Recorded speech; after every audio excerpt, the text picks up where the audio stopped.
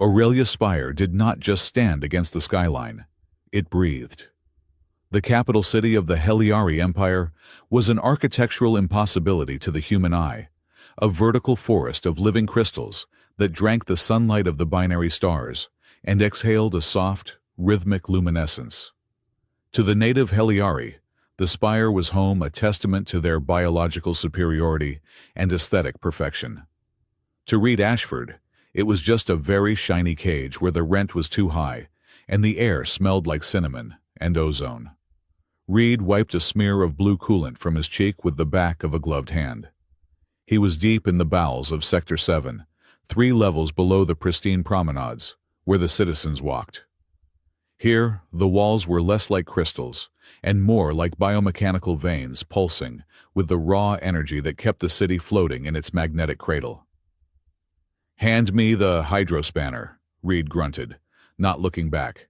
Mira Holt, a human woman with graying hair and a permanent expression of exhaustion, slapped the tool into his palm. "You are going to be late, Ashford. The shift supervisor is already pacing. You know how the Heliari get when their schedules are off by even 1 microsecond. "Let them pace," Reed muttered. He jammed the spanner into a recalcitrant valve. With a grunt of effort he twisted. The valve shrieked a sound like tearing metal before snapping into place. The angry red pulse in the wall conduit faded to a soothing, steady blue. "If I left this leaking, the anti-grav stabilizers on the upper walkway would have failed by noon. I figure they prefer a late technician to a plummeting aristocracy." He slid out from the crawlspace, his joints popping. Reed was a man built of dense muscle and old scars, though he kept the latter covered under his heavy gray technician's coveralls. He stood 6 feet tall, broad in the shoulders with a face that looked like it had been carved from granite, and then left out in a sandstorm. His eyes were dark, watchful, and tired. They were the eyes of a man who had seen too much and was currently trying very hard to see nothing at all. "It is the Harmony Lottery today," Mira said, wiping her hands on a rag. She looked at him meaningfully. "Everyone is supposed to be topside. Mandatory attendance for the opening ceremony. Even for us rats," Reed snorted. "Harmony. Right. That is what they call it." He packed his tools with practiced economical movements. Every motion was precise. No wasted energy. It was a habit from a life he had buried 10 years ago, back when he wore armor instead of grease-stained coveralls, back before humanity had signed the armistice that made them the junior partners in the Heliari Empire. "You really hate it," a melodic voice chimed in. Reed stiffened his hand, hovering near his belt for a fraction of a second before he relaxed. Talon Soren, their Heliari supervisor, stood in the doorway. Talon was young for his kind, tall and impossibly slender, his skin a pale violet that shimmered with faint bioluminescence. He lacked the arrogance of the highborn Heliari. Talon was just a kid who liked machines. "I do not hate it, boss," Reed lied, hoisting his toolkit. "I just do not see why I have to stand in a crowd for 4 hours to watch rich people pat themselves on the back for being generous enough to let us marry them." Talon blinked his large dark eyes. "It is not about generosity, Reed. It is about cultural integration, biological synthesis. The Emperor believes that by binding our bloodlines, we ensure that the Rim War can never happen again." "Sure," Reed said, walking past him toward the lift. "And I am sure the fact that it makes for great television is just a coincidence." Talon trotted to keep up his movements fluid and graceful, contrasting with Reed's heavy, grounded stomps. "You should register, Reed. Seriously. My cousin married a human woman last cycle. They are very happy. She makes him something called stew. He talks about it constantly. I am not looking for a wife, Talon, especially not one that glows in the dark." "Racist," Mira coughed, hiding a grin behind her hand. "Realist," Reed corrected. "I am a mechanic. I fix pipes. I live in a hab block the size of a storage crate. What exactly do I have to offer a Heliari citizen? They live for 300 years. I will be dead of old age before she finishes her midlife crisis. They reached the lift. The doors slid open with a musical chime. Inside, a group of maintenance workers were already crammed together. Reed squeezed in his shoulder, pressing against the cool, glass-like wall. "Come on, Reed," a voice called from the back. It was Jackson, a welder from Sector 4. "Just put your name in. It costs nothing. The Imperial database pulls your existing ID file. One swipe. Boom. You are in the pool." "Why does everyone care if I enter?" Reed asked, looking at the ceiling. "Because the betting pool is huge," Jackson laughed. "We have a wager going on in which one of us grunts gets picked by a highborn. The odds are 1 in 10 million, but if you win, you buy drinks for the whole sector for a year." The lift shot upward. The sensation of gravity shifting was sudden, but Reed's knees bent slightly, absorbing the force automatically. He saw Mira lose her balance and caught her by the elbow, before she could stumble, steadying her and releasing her in the span of a single heartbeat. She looked at him, eyes narrowed slightly. "You have good reflexes for a guy who just fixes pipes, Reed." "Slippery floors," Reed said flatly. "Hazard of the trade." The lift doors opened onto the promenade level. The assault on the senses was immediate. The air here was perfumed, sweet, and cloying. The light was dazzling, reflecting off the crystal spires that stretched kilometers into the violet sky. And the noise, the roar of a million voices, human and Heliari, gathered in the great plaza. Holographic banners floated in the air, 3 stories tall, displaying the smiling face of Emperor Severin. The Emperor was a striking figure, his skin the color of deep indigo, his eyes burning with a golden internal light. Unity, the banners proclaimed in both Heliari script and Earth standard. Strength in blood, peace in union.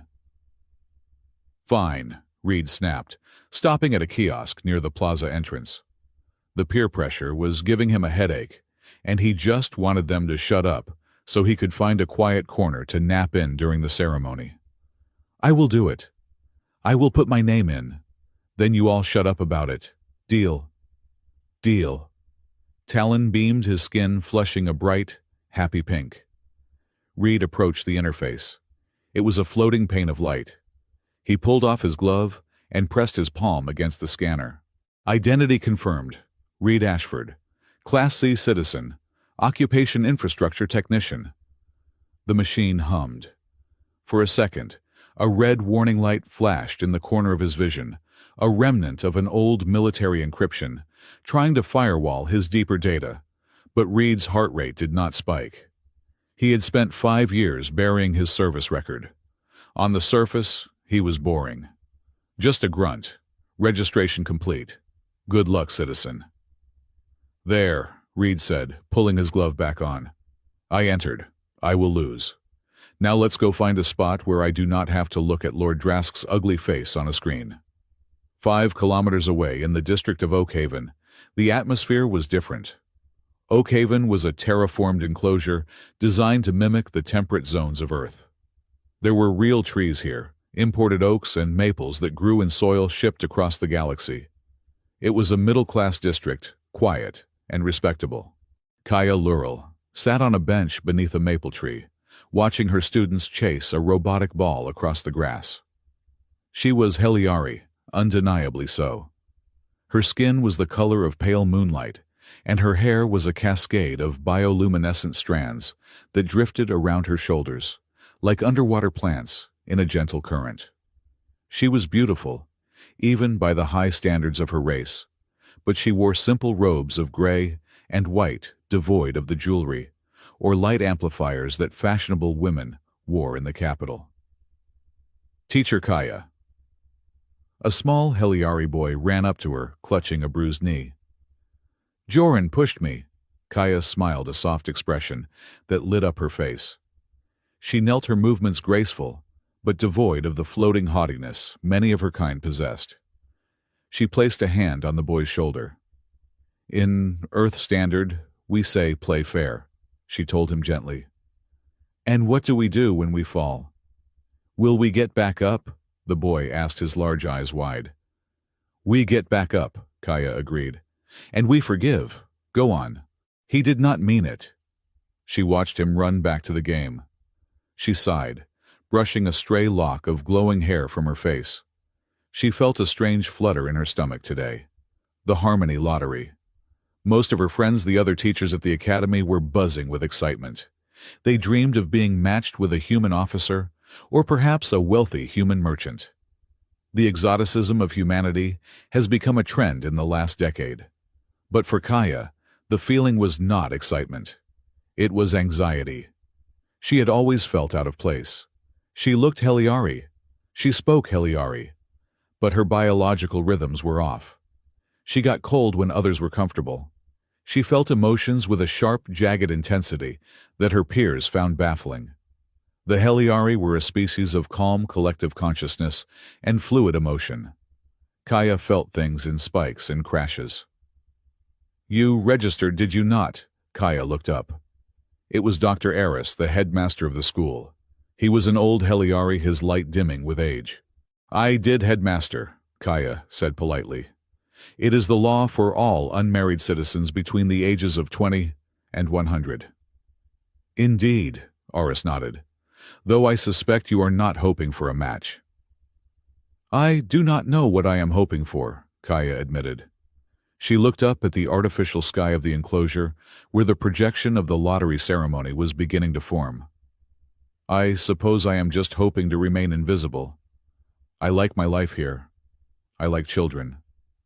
"Sometimes," Eris said, his voice cryptic, "the universe has a way of finding us no matter how quiet we try to be." The public address system chimed a sound that resonated in the bones. "Citizens of Aurelia. The Harmony ceremony is about to commence. Direct your attention to the spire." Kaya stood up, smoothing her robes. She felt a chill run down her spine that had nothing to do with the temperature. The great plaza was a sea of bodies. 2 million people stood shoulder to shoulder, a mosaic of human skin tones and Heliari luminescence. Above them, the spire opened like a blooming flower. Reed was wedged between a very large human dockworker and a Heliari woman who smelled intensely of lavender. He had his arms crossed, his cap pulled low over his eyes. "Look at the pyrotechnics," Talon whispered reverently beside him. "Atmospheric ionization. Beautiful." "It is just burning gas, Talon," Reed grumbled. The sky above the spire exploded into color. Swirls of gold and violet danced through the air, forming the crest of the empire, a twin star encircled by an open hand. The crowd roared. On the massive floating platform in the center of the plaza, the imperial court had assembled. They were specks from this distance, but the holographic screens magnified them 50 times over. There was Lord Kaelor Drask, the Minister of Defense. He was a terrifying figure, tall and jagged, wearing armor made of black carapace. He looked at the crowd with open disdain. Drask was the leader of the purist faction, the ones who believed letting humans into the empire had been a mistake. He wanted a return to the old ways. He wanted war, or at least total subjugation. And then there was Emperor Severin. When the Emperor stepped forward, the crowd fell silent. It was not a silence of fear, but of awe. Severin did not wear armor. He wore robes of white light that seemed to flow like water. His face was unreadable, ancient, and youthful all at once. "My children," Severin's voice boomed, not just from the speakers, but seemingly from the air itself. "Today, we celebrate the bond that holds our stars together. We are two species but one destiny. The past was written in blood. The future will be written in unity." Reed rolled his eyes. "He needs a new speechwriter. He used that line 4 years ago." "Shh," Mira hissed, elbowing him in the ribs. "The Harmony Lottery is not merely a tradition," Severin continued. "It is the will of the cosmos. The algorithm that guides the selection considers genetics, temperament, and destiny. It sees what we cannot. Today, we choose the couples who will lead the next generation of integration." The platform shifted. A massive machine rose from the floor. It was a pillar of pure energy, crackling with raw power. This was the selector. It is connected to the Imperial AI, a quantum computer system buried deep in the planet's core. "We will begin with the civil selection," the Master of Ceremonies announced. He was a flamboyant Heliari with skin that strobed in rainbow patterns. "The computer has pre-selected 1,000 candidates from the crowd to participate in the ceremonial spin." Lights swept over the crowd. Beams of blue energy darted back and forth, scanning faces, reading biometric signatures. "Here we go," Reed muttered. "Time for the lucky winners to get dragged up there." The beam stopped. It stopped right on Reed. He blinked, blinded by the sudden glare. The crowd around him gasped and fell back, leaving him standing alone in a circle of empty pavement. "Citizen Reed Ashford," the Master of Ceremonies boomed. "Sector 7 Maintenance, please step forward." Reed froze. His first instinct, the soldier's instinct, was to assess threats. High ground exits cover. He calculated that he could incapacitate the 2 guards approaching him in under 3 seconds and disappear into the ventilation shafts. But that would blow his cover. That would turn Reed the mechanic into Captain Ashford, the ghost of the rim. So he slumped his shoulders, put on his best confused idiot face, and raised a hand. "You have got to be kidding me." "Go!" Talon shoved him from behind, grinning wildly. "You won, Reed, go!" Reed stumbled forward. Floating gravity discs descended to ferry the selected candidates to the main stage. He stepped onto one, feeling it hum beneath his boots. As he rose above the crowd, he looked down at the sea of faces. He felt exposed. He hated it. He was deposited on the main stage, along with a dozen others. Most of them looked terrified or ecstatic. Reed just looked bored. The Master of Ceremonies glided over to him. The microphone hovered near Reed's face. "A maintenance worker," the MC announced, playing to the crowd. "Keeping our city running from the shadows. Tell us, Reed, are you excited to find your soulmate today?"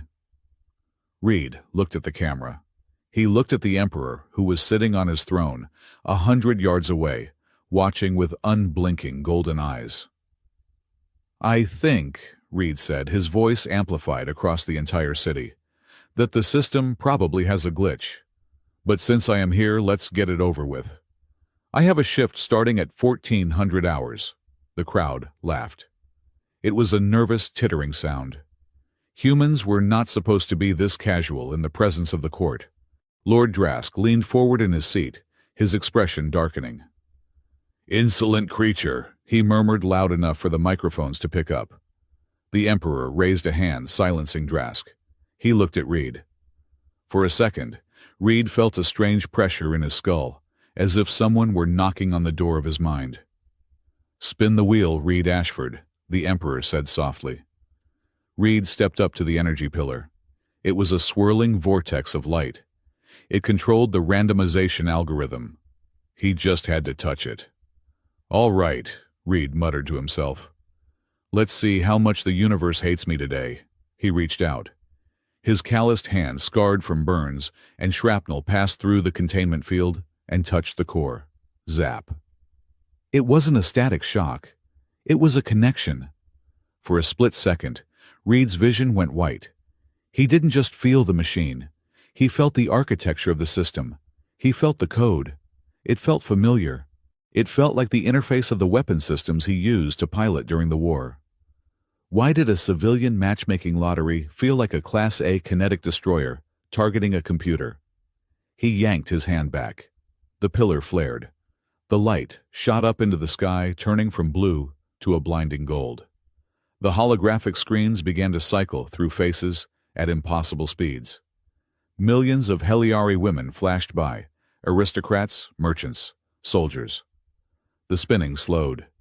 Tick, tick, tick. It stopped. A single face filled the giant screens. It was a face of quiet elegance. Pale skin, glowing hair, kind eyes. A teacher. Kaya Lurel, the text read. Citizen Class B. Education District. Reed let out a breath he didn't know he was holding. Okay. She looked normal. She didn't look like a highborn snob. Maybe this wouldn't be a disaster. Maybe they could just have a polite dinner, realize they had nothing in common, and file for annulment in a month. The cameras cut to the crowd in Oakhaven. Kaya was standing under the tree, looking utterly bewildered. A gravity drone swooped down, scooping her up before she could even protest. Within minutes, she was being ferried to the stage. She landed softly, her robes fluttering. She looked terrified.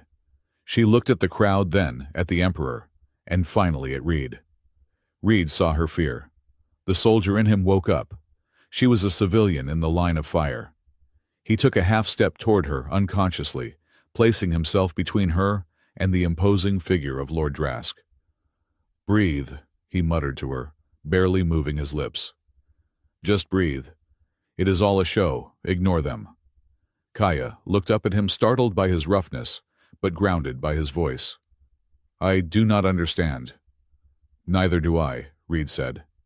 The master of ceremonies bustled forward. A match, a teacher and a technician, a humble beginning for silence. The word cut through the air like a physical blade. It was the Emperor. Severin stood up. He did not just stand, he unfolded. He was 7 feet tall, and his presence was overwhelming. He descended the stairs from the throne, ignoring the gasps of his guards. He walked straight past Lord Drask, past the MC, and stopped directly in front of Reed and Kaya. Reed tensed. Every muscle in his body coiled. If the Emperor made a hostile move, Reed would snap his neck. It was a treasonous, suicidal thought, but it was instinct. Severin did not look at Reed. He looked at Kaya. He looked at her with an intensity that seemed to strip away her skin and look at the soul beneath. He looked at the faint, unique pattern of bioluminescence on her neck. "Impossible," Lord Drask hissed, standing up. "Sire, what is it? She is a commoner." "Nobody." Severin raised a hand, and silence fell over the plaza. 2 million people held their breath. "The code does not lie," Severin said, his voice trembling with an emotion that sounded dangerously like hope. "And neither does the blood." He reached out and gently tilted Kaya's chin up. Kaya was trembling, tears forming in her eyes. "I thought you were lost," Severin whispered too low for the microphones, but Reed heard it. "I thought the storm took you." Then the Emperor turned to the crowd. His voice regained its thunderous power. "Citizens of the Empire, bear witness." He placed his hand on Kaya's head. "Lord Drask calls this woman a commoner. I say he is blind. The lottery has not just chosen a wife for this man. It has returned a treasure to the throne." Severin paused, letting the suspense build until it was agonizing. "From this moment forth, let it be known across the 12 systems. Kaya Lurel is no longer a ward of the state. By the ancient laws of recognition," he looked straight into the camera, "she is the princess by adoption. She is the daughter of the White Sun, and she is under the absolute protection of the crown." The silence held for 1 second. 2. Then the world exploded. The crowd went insane. The noise was a physical wall of sound. Fireworks detonated. The news feeds went critical. Reed stood there frozen. He looked at the trembling woman next to him, the woman he had just been assigned to marry by a random spin of a wheel. He looked at the Emperor, who was smiling, like a man who had just won a war without firing a shot. Reed closed his eyes and pinched the bridge of his nose. "I just wanted to fix the pipes," he whispered to himself. "I just wanted to fix the damn pipes." He looked at Kaya, who looked like she was about to faint. He grabbed her arm to steady her. "Easy, princess," he grunted. "Don't pass out now. It is a long way down." Reed Ashford, former captain of the Terran Vanguard, realized with a sinking feeling that his quiet life was officially over. He had spun the wheel to mock the universe, and the universe had just decided to punch him in the face with a royal title. "Well," he thought as the Imperial Guard began to surround them, "at least it won't be boring." The Imperial Palace of Aurelia Spire was not designed for human comfort.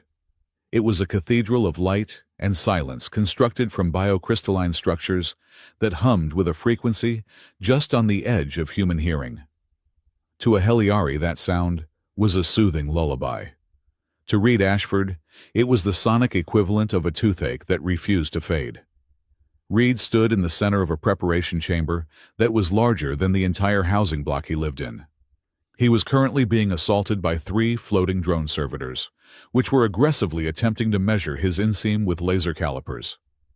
"Get that thing away from me," Reed growled, batting a drone away with the back of his hand. "I am not a mannequin. I am a Class C technician and I have a shift starting in 20 minutes. Your shift has been indefinitely suspended, consort designate," a smooth, artificial voice chimed from the wall speakers. "Please remain still. The royal tailors require precise metrics to synthesize your ceremonial wardrobe." "I do not need a wardrobe. I need a lawyer," Reed muttered.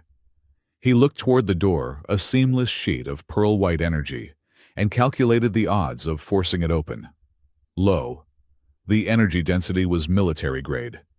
He had been dragged here directly from the Harmony lottery stage. No explanations, no paperwork, just 4 Imperial guards in silent armor, escorting him into the heart of the spire. The absurdity of it was starting to wear off, replaced by a cold, hard knot of suspicion in his gut.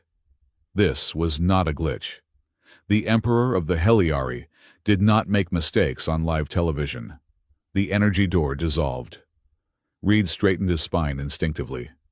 He expected a courtier, or perhaps a guard captain. Instead, Emperor Severin walked in alone. The ruler of the galaxy looked different up close. On the screens, he was a being of pure light and authority. In person, he looked tired. The bioluminescence of his skin was dim, pulsing with a slow, heavy rhythm. He was tall, nearly 7 feet, looming over Reed, but his posture was not threatening. It was curious. "You can leave us," Severin said to the drones. The machines beeped in compliance and zipped into a hidden alcove. Silence stretched between the 2 men. Reed did not bow. He stood with his feet shoulder-width apart, hands loose at his sides, the stance of a man ready to grapple. "You have poor court manners, Reed Ashford," Severin said softly. "I am a plumber, Your Majesty," Reed replied, his voice flat. "We generally do not bow to the pipes we fix. And I was under the impression that the Harmony Lottery was a cultural exchange program, not a kidnapping." Severin smiled. It was a terrifying expression on a face that was not quite human. "Direct. Good. I have enough sycophants telling me my exhaust smells like lavender. I do not need another." The Emperor walked to a window that overlooked the sprawling, glowing city. "The council is in an uproar. Lord Drask is currently shredding a tapestry in the West Wing. They say a common laborer cannot be the consort to the new princess."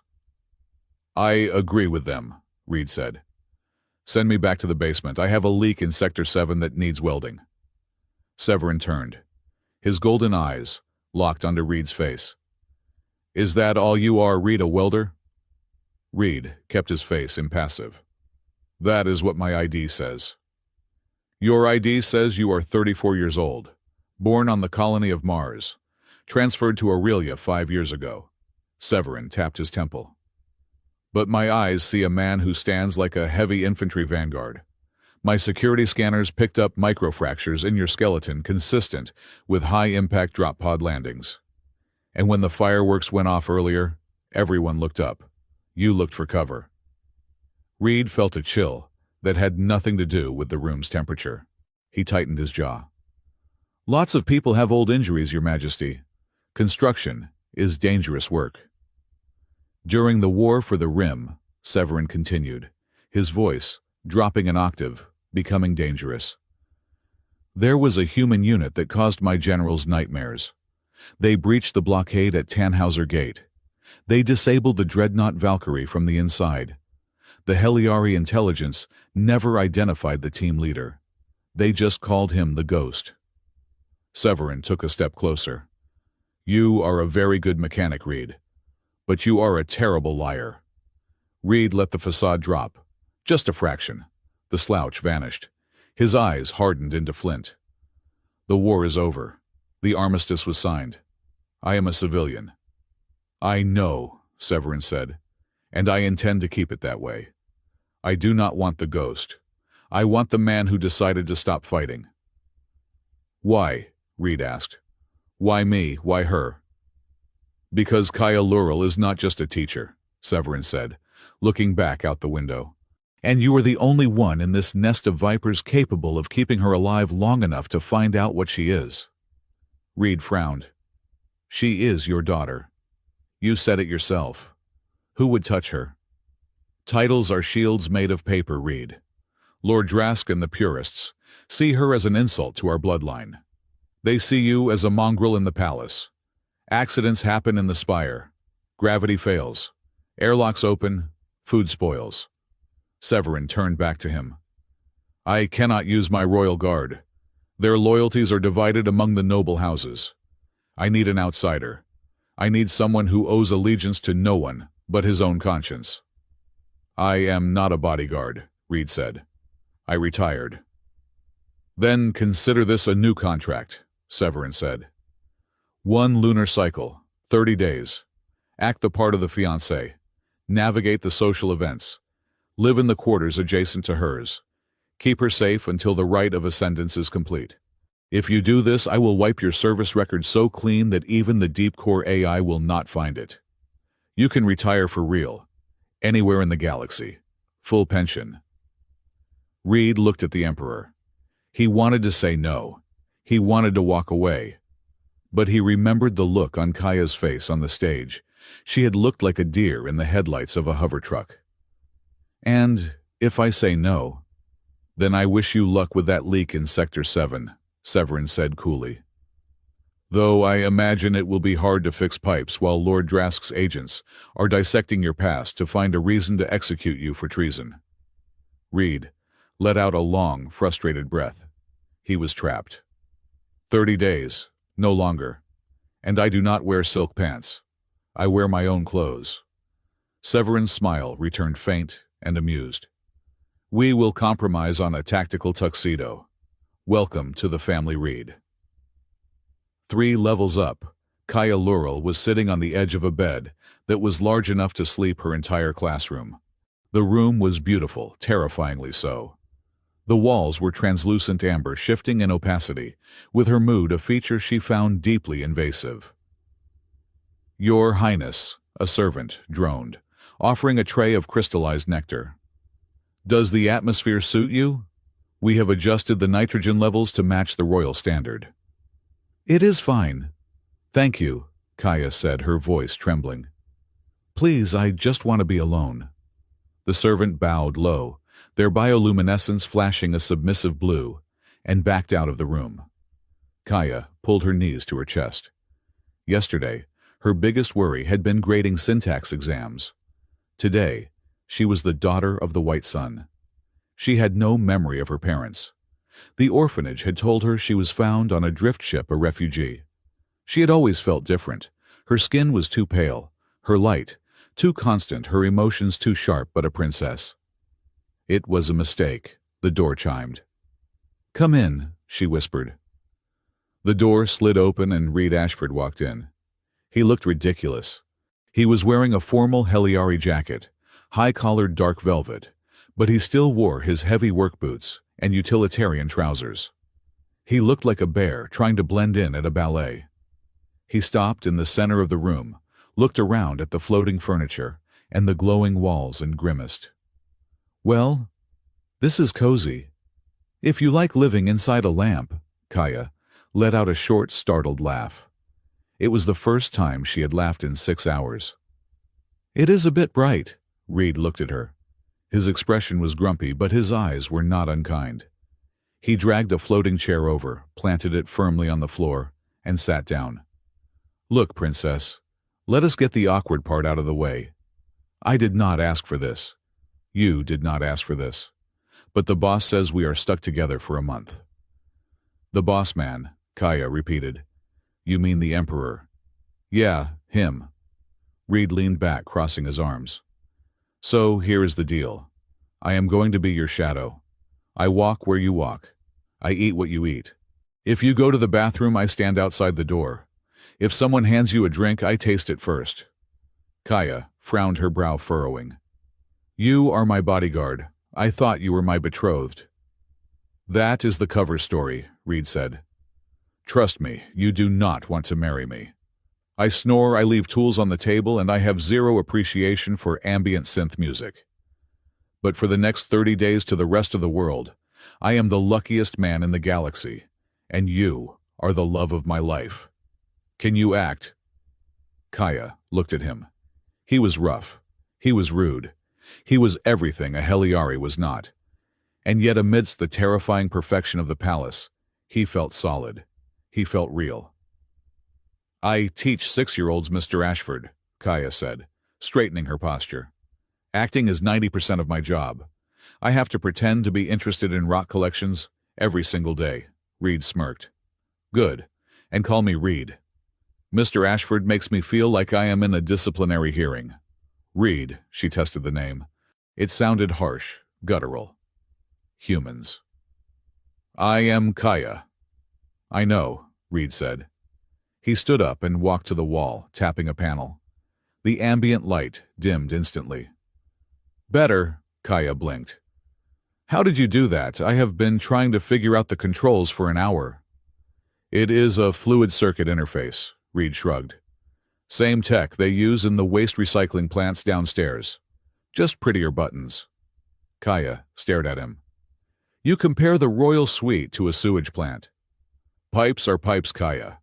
Does not matter if they carry water or royal decree. If you know how the system works, you can control it. For a moment, the tension in the room evaporated. Kaya looked at his hands, large, scarred, stained with faint traces of grease that the sonic showers had missed. They were hands that worked.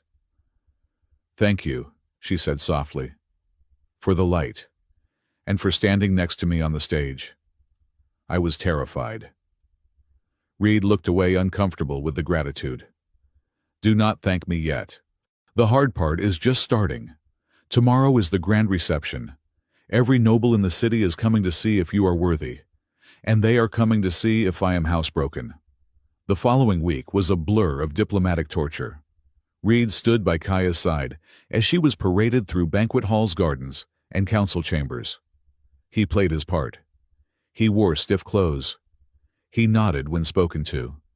But his eyes were always moving, scanning the perimeter, checking exits, watching hands. He saw the way the high-born Heliari looked at them. At the garden gala, a sprawling event held in a biodome filled with singing orchids, Lord Kaelor Drask made his move.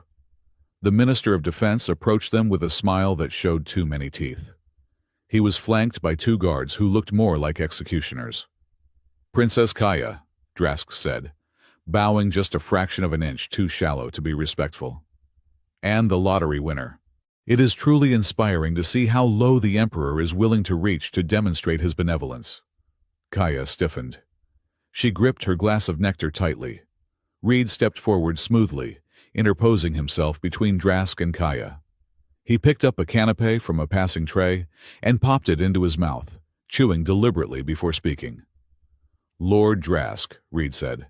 Nice armor. Do they make it in men's sizes, or is that the junior cadet model? The silence that rippled through the nearby guests was absolute. Drask's bioluminescence flared a violent red. You possess a dangerous tongue, human. In the old days, servants who spoke out of turn lost theirs. In the old days, Reed countered his voice, dropping to a low rumble. Generals who lost 3 cruisers to a bunch of monkeys with wrenches were court-martialed. But I guess we are both lucky times have changed. Drask's eyes narrowed to slits. He knew. He knew Reed was a veteran. Enjoy your little masquerade, Ashford, Drask hissed. But remember, the spire is high and the fall is long. Gravity is impartial.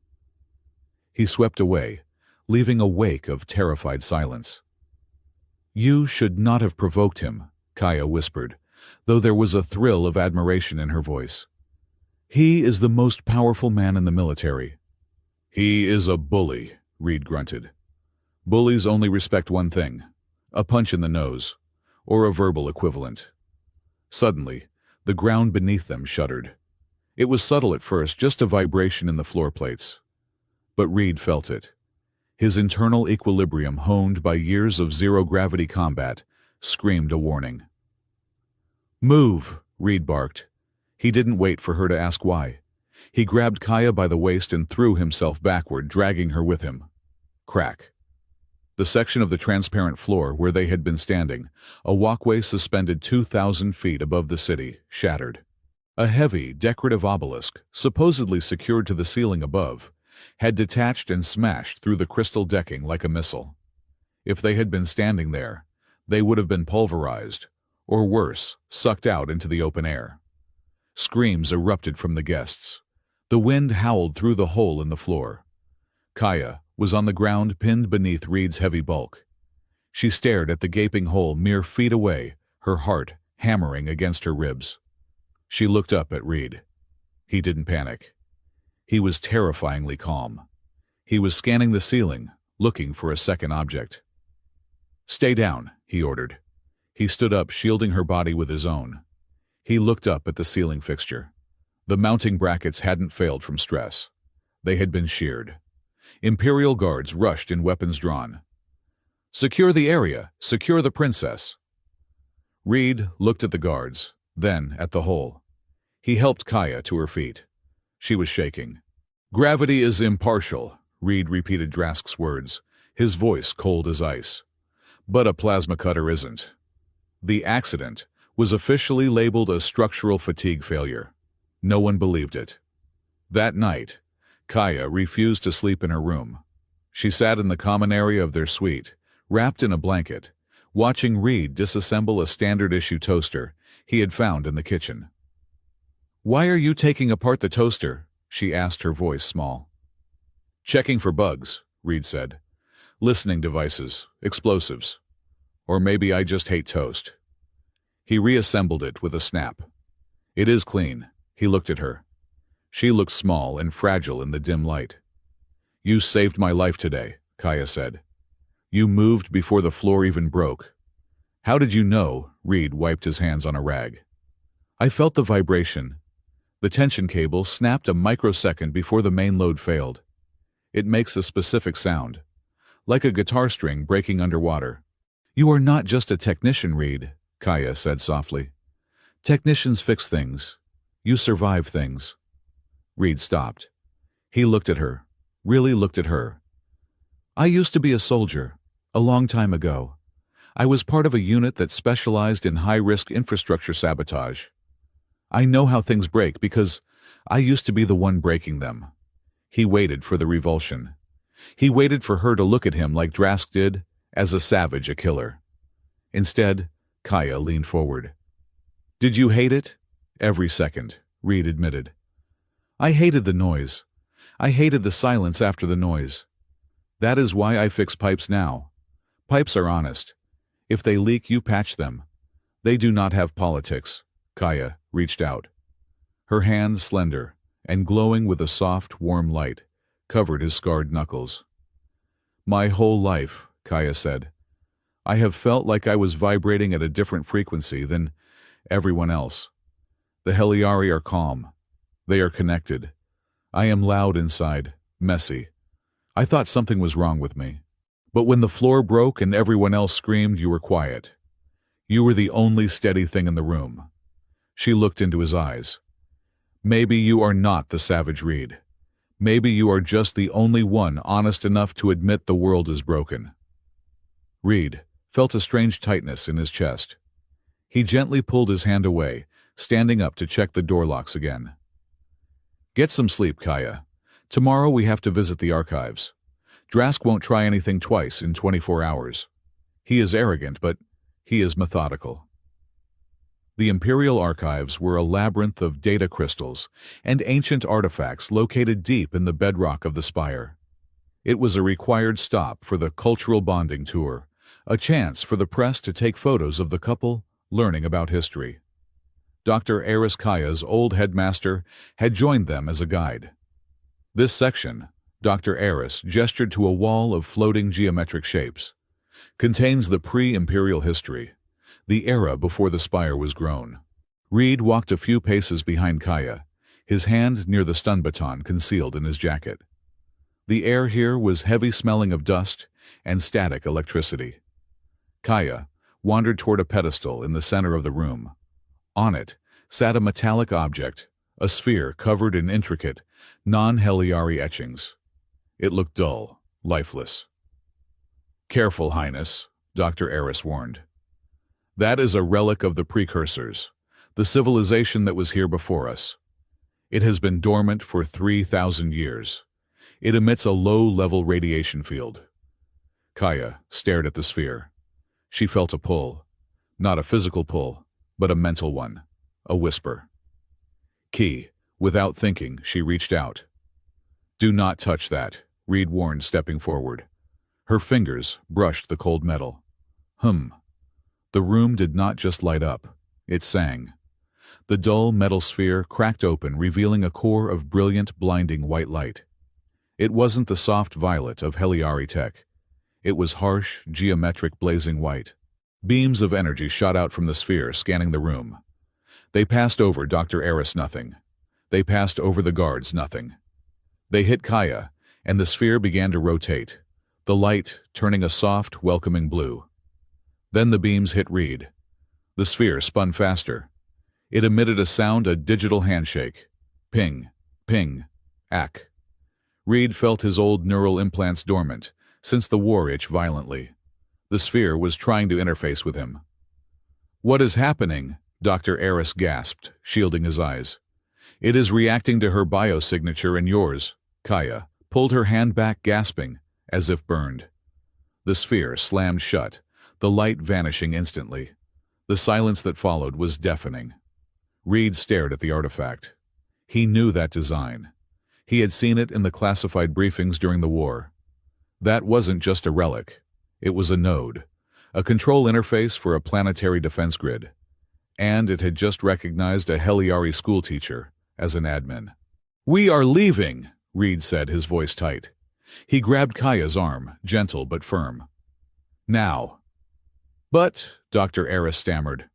"Now," Reed barked. As they hurried out of the archives, Reed glanced up at the surveillance drones, hovering in the corner. The red lights were blinking. Someone was watching. High above in the Royal Sanctum Emperor, Severin watched the feed on his private screen. He replayed the moment the sphere opened. He watched the light turn blue for Kaya. "So," Severin whispered to himself, "the bloodline is active, and the Guardian has been recognized." He tapped a communication rune on his desk. "Prepare the containment protocols. Drask will move soon. He cannot let this stand." Severin was right. Drask did not wait. 2 days later, the alarm screamed across the lower sectors. Reed was in the training room teaching Kaya how to throw a punch. "Thumb outside the fist, princess, unless you want to break your hand." When Mira Holt's voice crackled over his personal comms, an encrypted channel he wasn't supposed to have. "Reed, are you there?" "I am here, Mira. What is happening?" "It is a riot. Sector 9, the human quarter." Mira's voice was choked with smoke and panic. "Someone set off a chem bomb in the ventilation. People are choking. And Reed, the news feeds are saying you did it." "What?" Reed froze. "They are broadcasting a manifesto, a deep fake voice recording. It sounds like you, saying that the humans are rising up, that we demand the spire falls. The Imperial Guards are moving in with suppression rounds. Real rounds, Reed. They are going to massacre us." Reed looked at the wall screen. The news feed showed chaos. Human workers throwing rocks. Heliari riot troops advancing. Smoke rising from the district where his friends lived, where Mira lived. And there in the corner of the screen, his own face distorted, shouting slogans of war he had never spoken. "It is Drask," Kaya said, her face pale. "He is trying to force your hand." Reed stood still. He was vibrating with rage. If he left the palace to help his people, he would be deserting Kaya. He would prove Drask right, that he was a rebel, a traitor. He would be arrested or killed on sight. But if he stayed, go, Kaya said. Reed looked at her. "What?" "Go to them," Kaya said, her voice trembling, but her eyes fierce. They are your people, Reed. They need the ghost. I cannot leave you, Reed said. My contract. Forget the contract. Kaya stepped forward, grabbing his lapels. If you stay here while they die, Drask wins. He wants to break you. He wants to prove humans are monsters. Go down there. Stop the riot. Save them. Prove him wrong. I cannot protect you from Sector 9, Reed argued. I can lock the doors, Kaya said. I am the Emperor's daughter. I will go to my father. I will be safe. But Mira Jackson, they have no one. Reed looked at her. At that moment, he didn't see a princess. He saw a leader. He grabbed a tack vest from his hidden stash under the bed. He checked his stun baton. He looked at Kaya one last time. Lock the door behind me, Reed ordered. Do not open it for anyone but me or Severin. If Drask comes, I will hit him with a toaster. Kaya tried to smile, though tears were running down her face. Reed nodded. He turned and sprinted for the service elevator. He was diving back into the fire. The mechanic was gone. The ghost was back. And Lord Kaelor Drask was about to learn why you never ever threaten a veteran squad. Reed punched the override code into the lift. As the doors closed, isolating him from the light of the upper city and plunging him down toward the smoke and darkness below, he made a promise to the universe.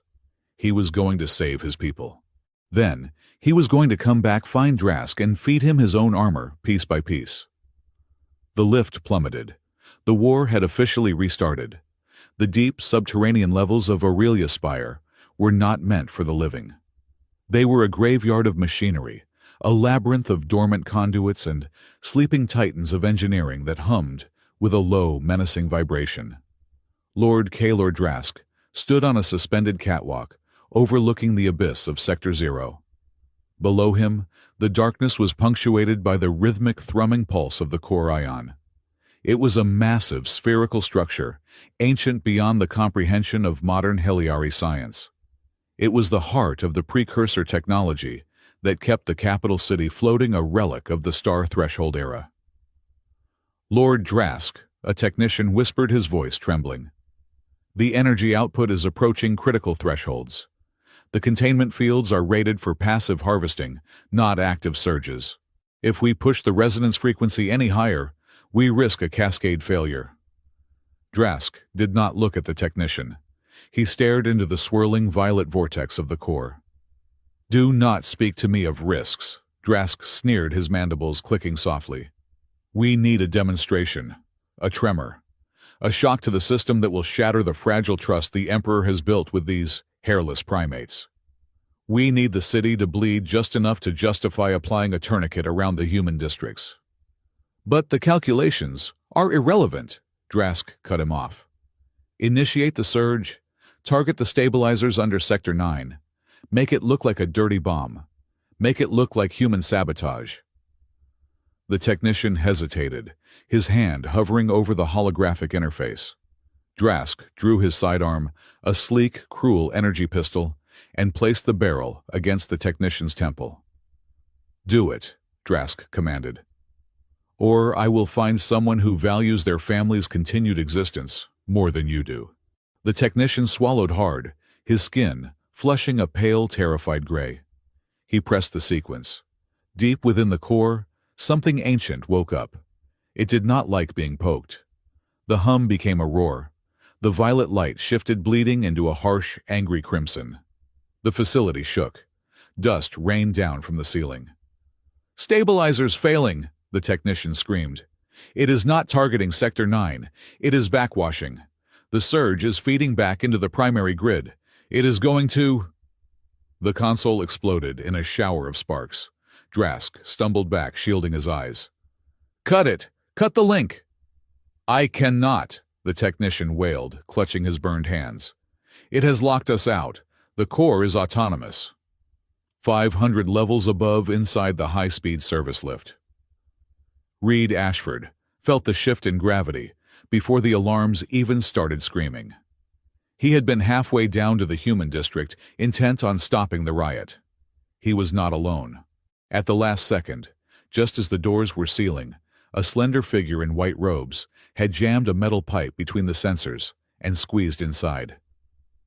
"You are an idiot," Reed had growled at Kaya, trying to shove her back out.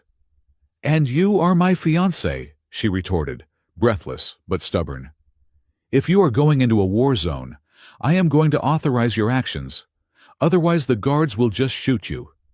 Now, they were both pinned to the floor as the lift slammed into the emergency brakes. The sensation was like being hit by a freight truck. The lights flickered and died, replaced by the strobing red of emergency luminaries. "Brace!" Reed roared, grabbing Kaya and pulling her into the corner, shielding her body with his own. The world tilted. A sound like the sky tearing apart echoed through the shaft. The Aurelia Spire, a masterpiece of physics-defying architecture, groaned. The artificial gravity generators that kept the miles-high tower upright flickered. For 3 seconds, they were weightless. Reed's stomach lurched into his throat. Debris floated around them, tools, dust-loose screws. Then gravity returned with a vengeance, slamming them down with double force. The lift cable snapped. Reed reacted on pure instinct. He jammed his stun baton into the manual brake override, fusing the mechanism. Sparks showered over them. The lift shrieked metal, grinding on metal, sparks flying like a meteor shower outside the glass walls. They were free-falling, but the friction was slowing them down. "Hold on!" Reed yelled over the deafening noise. The lift smashed into the dampeners at the bottom of the shaft. The impact was brutal. The glass walls shattered. The floor buckled. Silence fell heavy and suffocating. "Kaya," Reed coughed, waving away the smoke. "Report. Are you hurt?" There was a groan from beneath him. "I think I bit my tongue." Reed rolled off her, checking her quickly. No broken bones. Pupils responsive. She was shaking, her bioluminescence flickering erratically, but she was alive. "We are alive," Reed said, helping her sit up. "But we are in trouble." He kicked the warped doors open. They stepped out, not into the maintenance bay of Sector 9, but into something far older. They were in the Undercity, the roots of the spire. Here the walls were not crystal. They were dark, matte metal, covered in geometric carvings that glowed with a faint, dying light. The air was cold and smelled of ozone and ancient dust, and everything was shaking. "Where are we?" Kaya whispered, holding onto Reed's arm. "Sector 0, Reed said grimly. "The Foundation. We fell past the residential blocks. We are miles underground." A tremor knocked them sideways. A massive crack appeared in the ceiling above them, and a chunk of masonry the size of a hovercar crashed down, obliterating the walkway they had been standing on seconds before. "Move!" Reed barked. They ran. They ran through twisting corridors of dark metal, dodging falling debris. The spire was dying. The energy surge Drask had unleashed was tearing the magnetic containment fields apart. If they did not stabilize it, the entire city, millions of tons of crystal and steel, would fall from the sky. They burst into a massive central chamber. Reed stopped dead. Kaya gasped. In the center of the room, suspended over a bottomless pit, was the core ion. But it was not the dormant machine Reed had read about in history books. It was a raging star of chaotic energy. Arcs of red lightning whipped around the chamber, vaporizing anything they touched. "It is overloading," Reed shouted over the roar of the energy storm. "The magnetic bottle is collapsing." "We have to stop it," Kaya yelled. "How?" Reed pointed at the control platform, which was separated from them by a bridge of crumbling stone. "That console is precursor tech. Even if we get there, nobody knows how to interface with it. The Heliari built their city on top of this thing. They did not build the thing itself." "We have to try." Kaya pulled him forward. They sprinted across the bridge. Lightning struck the railing inches from Reed's hand. He felt the heat sear his skin. They threw themselves onto the control platform just as the bridge behind them disintegrated into dust. They were trapped, alone, with a bomb the size of a mountain. Reed dragged himself to the console. It was a smooth obsidian surface with no buttons, no levers. Just a swirling interface of light. He stared at it. He knew this interface. He had spent 5 years of his life seeing this interface in his nightmares. Reed, Kaya was looking at him. Her eyes were wide with fear, but she was looking at him for an answer. Do you know what this is? Reed closed his eyes. He took a deep, shuddering breath. Yeah, he said, his voice ragged. I know what it is. It is a Class 4 stellar siphon. We used to call them gatekeepers. He reached up and tore the collar of his shirt. He ripped the fabric down to his shoulder, revealing skin that was not smooth. Embedded along his spine and the base of his skull were metallic ports. They were scarred ugly and unmistakably military. Kaya stared at the metal fused into his flesh. Reed, what are those? I told you I was a soldier, Reed said, his voice devoid of emotion. I did not tell you what kind. I was a synapse jacker. My unit was surgically altered to interface with enemy technology, specifically precursor technology. He looked at the angry red sphere. During the war, we did not just blow up gates. We hijacked them. We turned Heliari's own transport network against them. Another tremor shook the platform. The red light was blinding now. I can talk to it, Reed said, but I need you to stay back. When I plug in, it is going to get ugly. Plug in, Kaya asked. Reed, you do not have a connector cable. Reed grimaced. He produced a small coil of wire from his belt, something he always carried, a habit he couldn't break, and stripped the ends.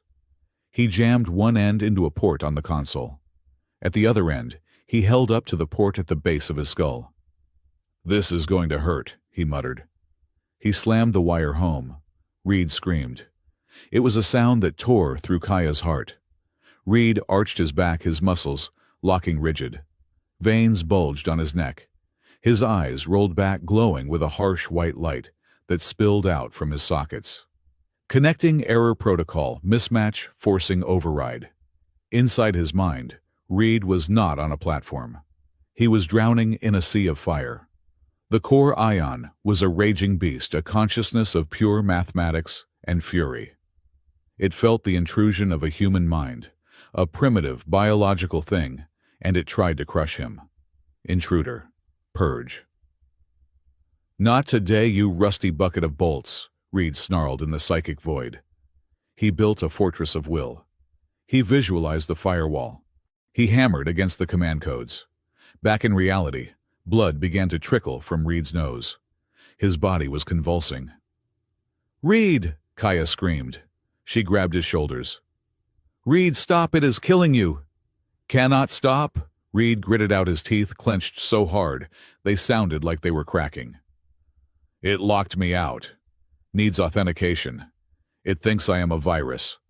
The red lightning lashed out, striking the platform. The shield flared and died.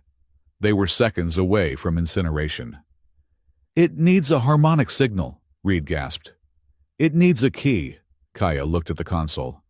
She looked at the red chaos. Then, she looked at her hands. Her skin was glowing, pulsing with a rhythm that was frantic, terrified, but rhythmic. She remembered the sphere in the museum. She remembered how it turned blue. The Emperor called me daughter. But I am not his daughter.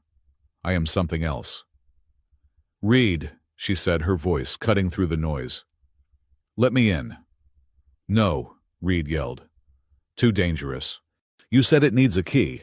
Kaya grabbed his hand, the one pressed against the console. I am the key. She didn't wait for permission. She slammed her hand down on top of his. The effect was instantaneous. The screaming in Reed's head stopped. The fire did not vanish, but it cooled. It turned from a raging inferno into a flowing river. Reed gasped, his eyes snapping open. He looked at Kaya. Her bioluminescence had flared so bright, she was almost blinding. Her hair was floating in a zero-gravity halo around her head. But she wasn't burning. The energy from the console was flowing through her, into Reed, and back into the machine. She was the filter. She was the lens. Harmonic vector, Reed whispered, the realization hitting him harder than the pain. The rumors were true. The Heliari managed to breed a human with natural interface capability. You are not just a hybrid Kaya. You are a living access code. I can hear it, Kaya whispered, her eyes closed. Tears streamed down her glowing cheeks. It is in pain. It is confusing. It thinks it is under attack. It is under attack, Reed said, his mind clearing, as Kaya's presence stabilized the connection. Drask gave it a command to destroy itself. We have to override it. How? Reed looked at her.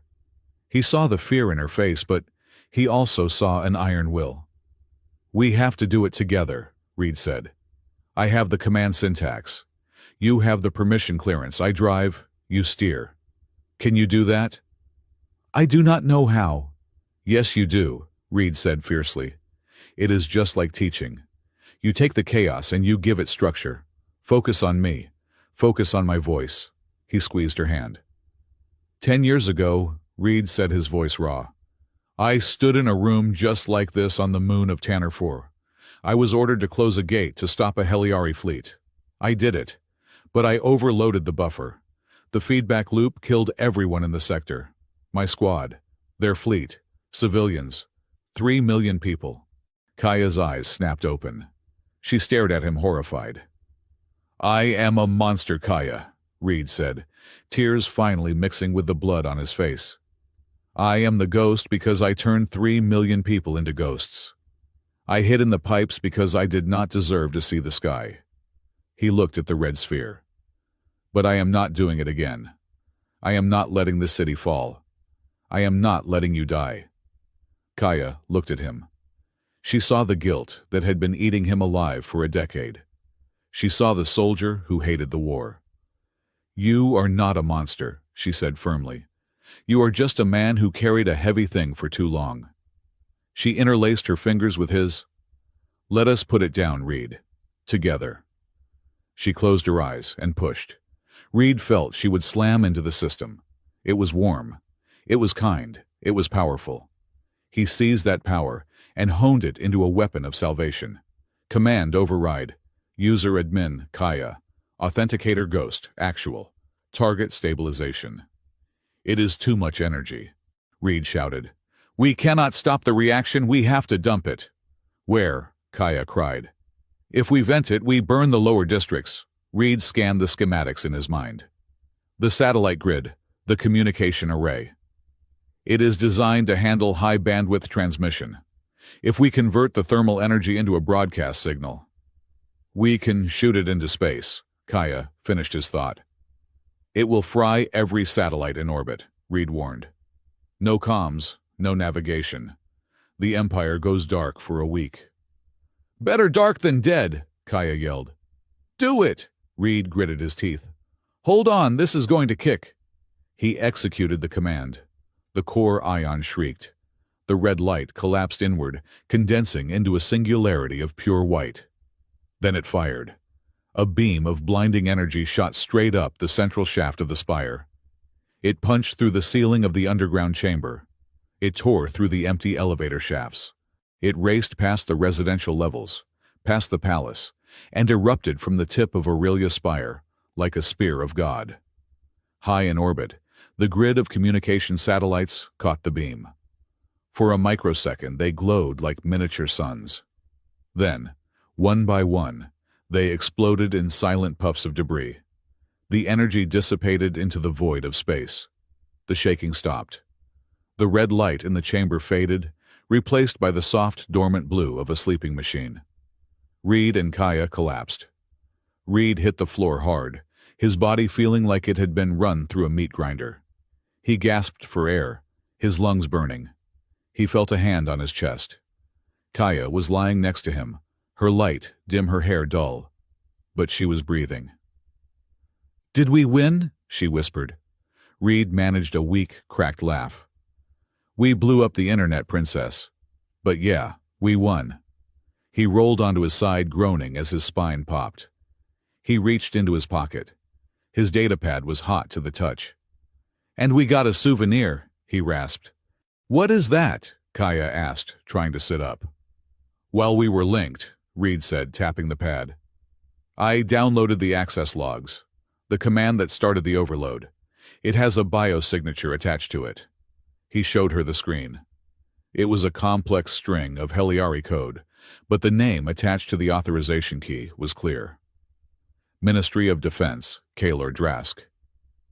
He tried to kill us, Kaya said, her voice hardening. He tried to kill everyone. And now he is going to try to blame us, Reed said. He stood up, swaying slightly. He offered a hand to Kaya. She took it. He pulled her up. Can you walk? He asked. I can run, she said, though her legs were shaking. Good, Reed said. Because we need to get topside. The Emperor is down. The satellites are gone. The only thing Drask has left is his voice. He is going to be broadcasting on the local emergency frequencies, telling the guards to hunt us down. Reed checked the charge on his stun baton. It was dead. He tossed it aside and picked up a heavy length of conduit pipe. He weighed it in his hand. I am done hiding Kaya, Reed said. His eyes were dark, dangerous, and fully awake. The mechanic is off the clock. The ghost is back on duty. Kaya smoothed her torn, dirty robes. She wiped the soot from her face. She stood tall, mimicking the posture she had seen the Emperor use. And the princess, she said, is ready to address her subjects. Above, ground chaos reigned. The sky was streaked with the debris of the destroyed satellites. Smoke poured from the lower levels of the spire. In the Grand Plaza, Lord Drask stood on a hovering podium, surrounded by his elite purist guard. A temporary, localized broadcast system had been set up, projecting his face to the frightened crowd. Citizens of Aurelia, Drask bellowed, behold the treachery of the human race. The savage Reed Ashford has sabotaged the core. He attempted to detonate our city. The Emperor has fallen injured by this cowardly attack. The crowd murmured fear, and anger rippling through them. I, Lord Kaelor Drask, am assuming emergency command, Drask shouted. I hereby declare martial law. All humans are to be detained. The Treaty of Unity is revoked. We must purge the parasites before they finish what they started. Liar. The voice was not amplified, but it carried. The crowd parted. Emerging from the smoke of the collapsed service tunnel entrance was a sight that silenced the thousands gathered. Reed Ashford walked with a limp, his shirt torn, blood drying on his face. He dragged a metal pipe that sparked against the ground. He looked like a demon from the old war myths. And beside him walked Kaya Laurel. She was covered in dust, her hair matted, but she walked with her head high. She held Reed's hand tightly. There they are, Drask pointed a trembling finger. Kill them! Kill the traitors! The guards raised their rifles. Hold fire! A voice commanded. It was not Reed. It was not Kaya. From the shadows of the palace entrance, a figure emerged in a wheelchair gravity sled. He was bandaged, his light dim, but his golden eyes burned with fury. Emperor Severin had arrived. Father! Kaya cried out. Stay back, sire! Drask shouted, panic entering his voice. They are assassins. They destroyed the grid. They saved the city, Reed roared. He pulled the datapad from his pocket and held it up. I have the logs, Drask. I have the command codes. You overloaded the core. You tried to drop the spire just to kill a few humans. He threw the datapad to the nearest Royal Guard captain, a towering Heliari named Commander Vorn. Vorn caught it. He slotted it into his gauntlet. He read the data. Slowly, Commander Vorn looked up. He looked at Reed. Then he looked at Drask. The signature is authentic, Vorn announced, his voice booming over the tactical speakers. Lord Drask initiated the overload sequence at 1400 hours. The crowd gasped. The mood shifted instantly from fear to rage. Drask looked around. He saw his narrative crumbling. He saw the Emperor glaring at him with cold judgment. He saw Reed Ashford, the human grunt, looking at him with a smirk of pure, savage victory. Fools! Drask screamed. I did it for the Empire. I did it to save us from them. He drew his energy pistol. He aimed not at Reed, but at the Emperor. If I cannot save the Empire, Drask shrieked, I will rule its ashes. Bang! The shot was fired. But it did not hit the Emperor. Reed had moved. Despite his exhaustion, despite the pain, the old reflexes fired. He shoved Kaya behind him and lunged forward. The plasma bolt hit Reed squarely in the chest. He staggered back, crashing to his knees. "Reed!" Kaya screamed.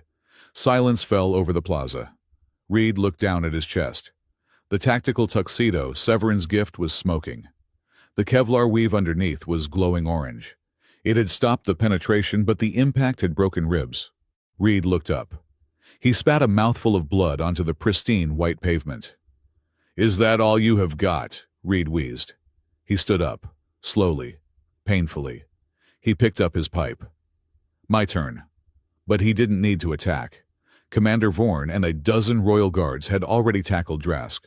The Minister of Defense was pinned to the ground, stripped of his weapons, screaming obscenities. Reed dropped the pipe. He swayed. Kaya was there, instantly catching him. Reed, stay with me." "I am okay," Reed mumbled, his vision blurring. "Just ribs. I hate ribs. They break too easily." He looked at the Emperor. Severin nodded, a gesture of profound respect. Reed looked at the crowd. Humans and Heliari alike were staring at him. Not with hate, with awe. "Hey, Princess," Reed whispered, leaning his heavy weight against her small frame. "Yes, Reed." "I think I won the lottery." Then the darkness finally caught up with him, and the ghost of the Rim collapsed into the arms of the Daughter of the Stars. The medical biobed hummed, with a frequency that was meant to accelerate cellular regeneration, but to Emperor Severin, it sounded like a trapped insect buzzing against a windowpane. He opened his eyes. The room was white, blindingly, aggressively white. "He is conscious," a voice whispered. "Inform the High Council immediately." Severin tried to sit up, but a gentle, firm hand pushed him back down. He turned his head, his neck stiff, his golden eyes dim and clouded with pain. Standing beside him was Dr. Eris, the royal physician, looking more haggard than Severin had ever seen him.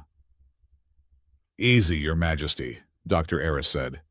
"Your primary heart is stable, but your secondary cardiovascular system is still recovering from the feedback shock.